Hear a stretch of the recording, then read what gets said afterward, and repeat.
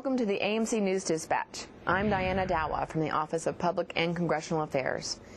Since its change of responsibility ceremony last November, AMC's Command Sgt. Major Jeffrey J. Mellinger has had few moments to spare. I had an opportunity to sit down with the Command Sgt. Major for just a few minutes. In this interview, he discussed his previous experiences with AMC as a soldier and as a leader.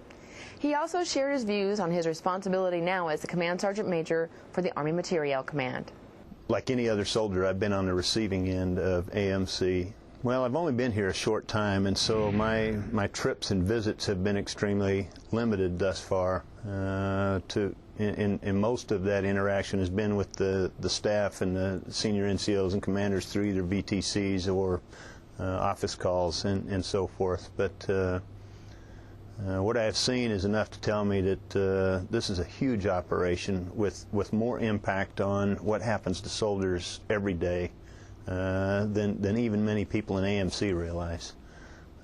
I certainly couldn't fathom it before I got here, and I'm just now starting to get an idea of how little I knew about AMC.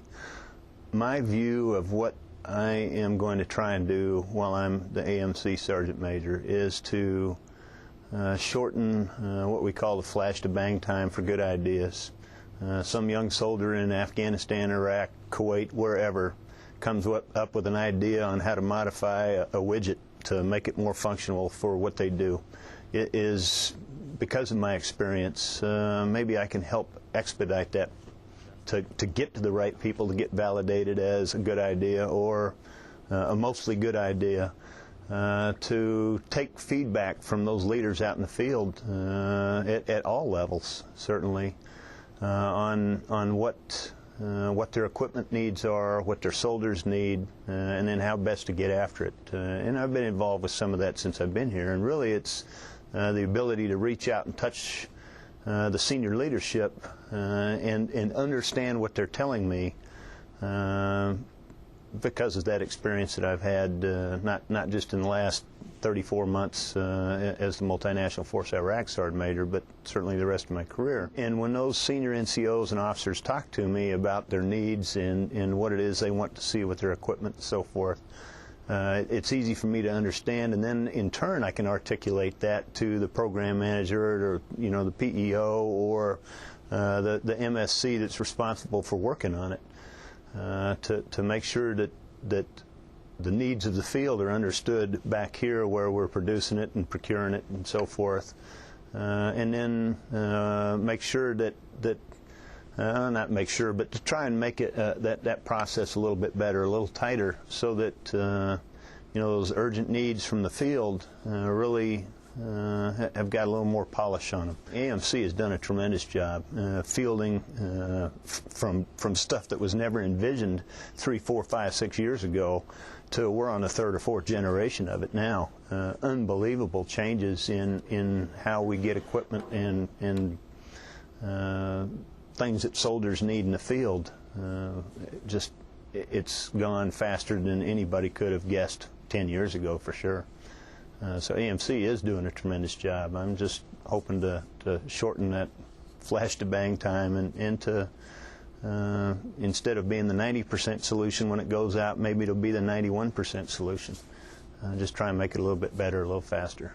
It's not just soldiers that have equipment needs and good ideas. It's sailors, it's Marines, it's airmen, it's our coalition partners and so forth. So I bring a little more varied experience, but I've also been, as I said, in units in my career in the Army that have been on the receiving end of some of the newest and latest and greatest in the way of weapons and night vision and radio equipment and so forth.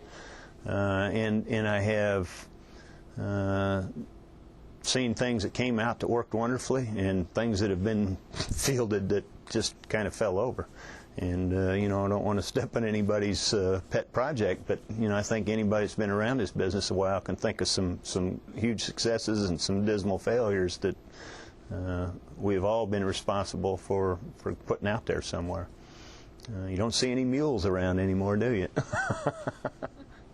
For my time in Iraq as the Multinational Force Iraq Sergeant Major, that there were some activities and organizations that continued to amaze me with the things they could do. And almost always it was some aspect of Army Materiel Command. I had dozens of occasions where I limped into somebody's motor pool or maintenance facility, and there was nobody looking at their watch saying, hey, look, we're going to chow, come back in 2 hours, or, you know, I've been up since 3. It was, what do you need? How soon can we get it done? And you know, hey, go get some chow and come back in 2 hours and we'll have it ready for you. Just unbelievable work.